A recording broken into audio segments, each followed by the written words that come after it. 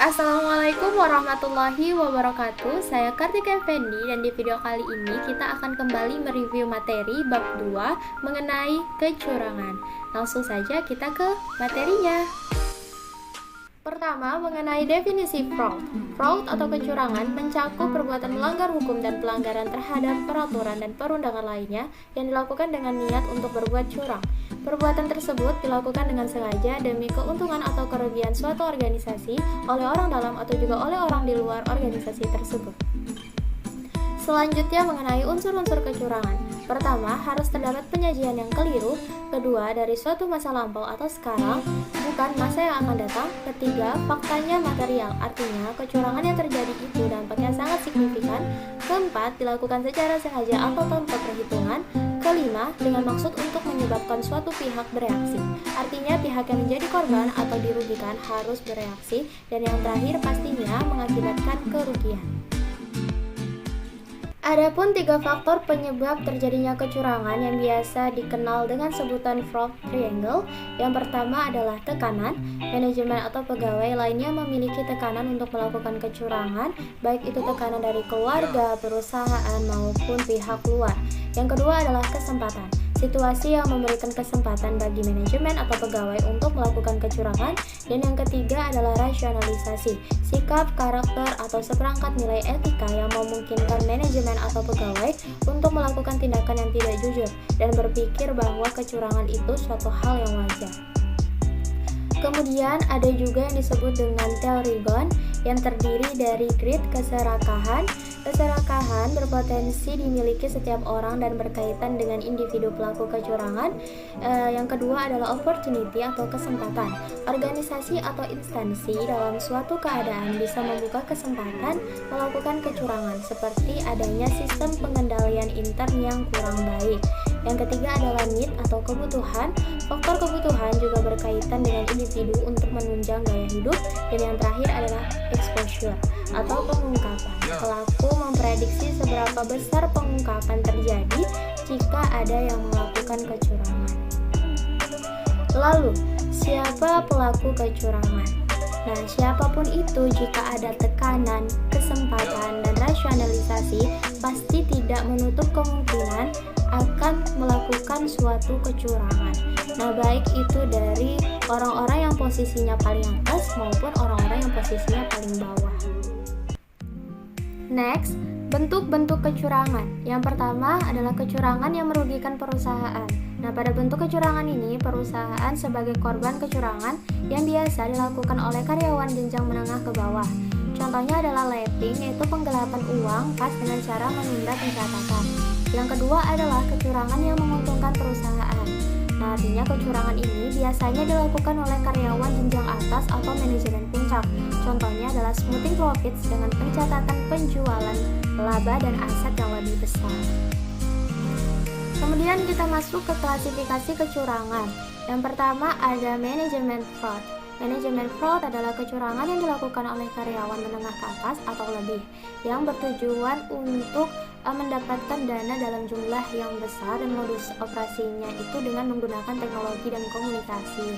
Kecurangan manajemen dapat dibagi menjadi 2, yaitu kecurangan jabatan dan kecurangan korupsi. Adapun alasan mengapa manajemen fraud dapat terjadi, yang pertama, eksekutif terkadang mengambil langkah yang gegabah karena mereka tidak dapat mundur. Kedua, manajer tidak kompeten dan dia tidak mau terlihat buruk, jadi dia melakukan kecurangan untuk mempertahankan diri. Ketiga, kinerja mungkin mendistorsi untuk menjamin bonus yang lebih besar. Keempat, kebutuhan untuk berhasil dapat mengakibatkan manajer melakukan penipuan. Kelima, manajer yang tidak mengindahkan moral mungkin membantu kepentingan yang bertentangan. Keenam, laba mungkin ditingkatkan untuk mendapatkan keuntungan di pasar. Dan yang ketujuh, orang yang mengawasi baik aset secara fisik maupun catatannya adalah posisi sempurna untuk memalsukan catatan. Selanjutnya, gejala manajemen fraud. Pertama, keterlambatan laporan yang konsisten. Kedua, manajer yang secara sukarela mengerjakan tanggung jawab bawahannya. Ketiga, ketidaktaatan terhadap kebijakan dan prosedur perusahaan. Keempat, manajer berurusan dalam masalah di luar ruang lingkup pusat laba mereka. Kelima, pembayaran kepada pemasok didukung bukti kopi daripada bukti asli. Dan yang keenam adalah komisi tidak sebanding dengan kenaikan penjualan. Yang kedua adalah employee fraud, kecurangan karyawan yang biasanya melibatkan karyawan bawahan seperti petugas kasir, karyawan bengkel, sopir, dan sebagainya. Kecurangan karyawan biasanya melibatkan perpindahan aset dari si pemberi kerja, mulai dari pencurian maupun manipulasi. Nah, contoh dari kecurangan karyawan, yang pertama pencurian dalam bentuk kas dan barang, baik barang yang ada di toko maupun barang yang ada di gudang. Yang kedua, menaikkan pembayaran perusahaan guna menutupi item yang dipesan untuk penggunaan pribadi karyawan. Next, gejala employee fraud. Pertama, laba yang dilaporkan tidak meningkat sesuai dengan harapan. Kedua, penyimpangan dalam barang jadi, bahan baku atau supply. Ketiga, peningkatan jumlah biaya operasi maupun di luar operasi yang tidak dapat dijelaskan.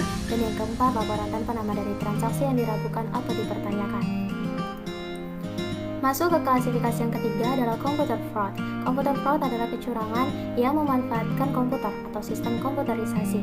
Nah, kecurangan komputer beda dengan kejahatan komputer. Kalau kecurangan komputer dilakukan oleh orang dalam perusahaan, sedangkan kejahatan komputer dilakukan oleh orang luar perusahaan. Nah, ada beberapa cara untuk melakukan kecurangan komputer.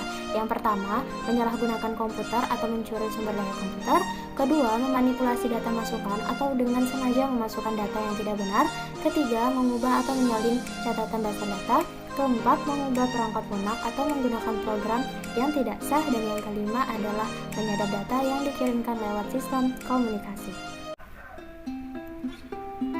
Adapun jenis-jenis kecurangan dalam lingkungan akuntansi, yang pertama adalah kecurangan korporasi. Kecurangan korporasi merupakan kecurangan yang dilakukan untuk atau terhadap suatu perusahaan yang bertujuan memuaskan kebutuhan ekonomi jangka pendek.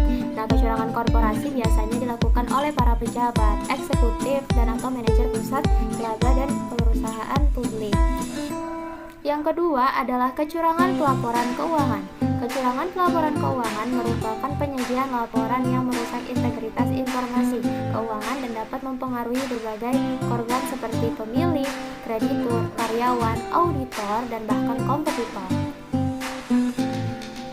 Contoh kecurangan pelaporan keuangan yang pertama, memanipulasi, memalsukan atau mengubah catatan atau dokumen. Yang kedua, menyembunyikan atau menghilangkan pengaruh transaksi yang lengkap dari catatan atau dokumen. Ketiga, mencatat transaksi tanpa substansi. Keempat, salah menerapkan kebijakan akuntansi. Dan yang kelima, gagal mengungkapkan informasi yang signifikan. Yang ketiga adalah kegagalan audit. Kegagalan audit terjadi pada saat auditor gagal memenuhi ekspektasi bahwa auditor dapat mendeteksi dan mengoreksi atau mengungkapkan setiap kelalaian atau kesalahan besar dalam penyajian informasi keuangan. Kegagalan audit disebabkan antara lain oleh kesalahan interpretasi auditor terhadap prinsip akuntansi berterima umum, kesalahan interpretasi auditor terhadap standar pemeriksaan yang diterima secara umum, dan kesalahan karena adanya kecurangan.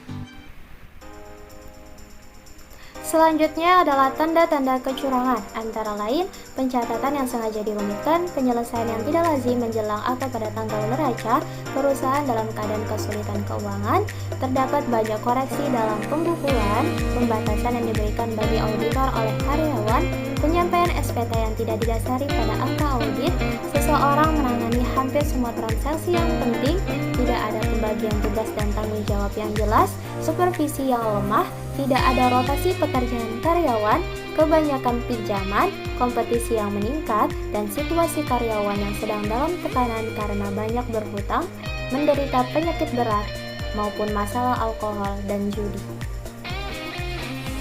Dan yang terakhir mengenai pencegahan dari kecurangan itu sendiri, yang pertama memberikan intensif yang memadai, kemudian penyederhanaan struktur organisasi, adanya internal check antara beberapa bagian yang berhubungan dengan memperhatikan pemisahan fungsi, supervisi dan pengawasan yang cukup, lalu tersedianya catatan atau dokumen yang memadai, kemudian adanya pengendalian secara fisik terhadap setiap aset serta catatan perusahaan, pelaksanaan audit secara independen, kemudian evaluasi dari kewajaran transaksi, hubungan istimewa, dan yang terakhir adalah melakukan asuransi kerugian atau kehilangan. Cukup sekian review materi bab 2 dari saya, kurang lebihnya saya mohon maaf. Wassalamualaikum warahmatullahi wabarakatuh. Sampai jumpa di video selanjutnya.